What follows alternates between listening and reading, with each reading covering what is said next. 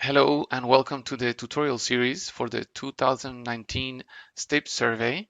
In this tutorial series, you will learn about the new aspects of the interface, what has changed, what hasn't changed. You will learn how to submit data for the survey, and you will also hear about the best practices of the types of data that you should submit and what level of detail as well. In this video, I will introduce the new changes for the 2019 survey. There hasn't been much change. In fact, if you look at the interface here on the screen, you will see that the survey has the same interface as in 2017. You will see that the data that has been submitted before is still there. The survey has been pre-filled with that data. And if you have kept the data on a good level of detail and up to date, you won't need to do very much for the survey. You will just need to enter each initiative and validate the information and save.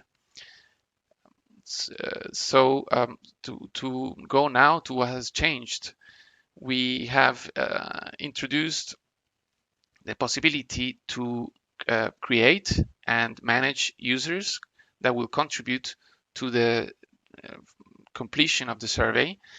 If you click here in this button, Add Survey, you will be able to create an account by entering the information that you see here in these fields: first name, last name, email, and organization. Then you will be able to add specific instructions for this user that you are creating, asking him what types of information you want him to fill in, what types of initiatives you want that person to report, what questions, for example, you want the person to address. You will be able to type here those types of instructions. Then when you have validated this information, you can create and send an invitation. So what this will do is it will create an email with the fields that you have entered here, and it will generate an access link that is specific for this user. It will generate a dedicated link for this user and granting access to the person to the database. And it will also this account will allow you to track the initiatives that have been created in the database or that have been updated. So you'll be able to monitor the inputs that these accounts will generate. Then you can click on Manage Users here, and you will have the list of the users that have access to the database. You'll be able to edit the information, create an email, for example, giving further instructions, and deleting the account or to revoke the access.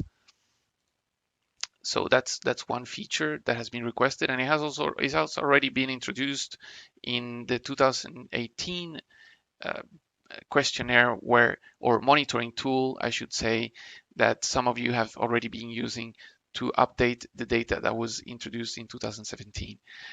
The next change is about substance, emerging trends in STI policy. This is the module for the 2019 edition of the survey. In the 2017 edition, we had two modules, one on digitalization and another one on ERA related initiatives. Here we are looking at emerging trends in STI policy. We have a set of questions that will let us know about the hot issues in STI policy. There are the issues that are relevant to the PWB here at the OECD. This module has a set of questions that map onto the projects that we are conducting here at the OECD and other projects that are being held and conducted in the European Commission.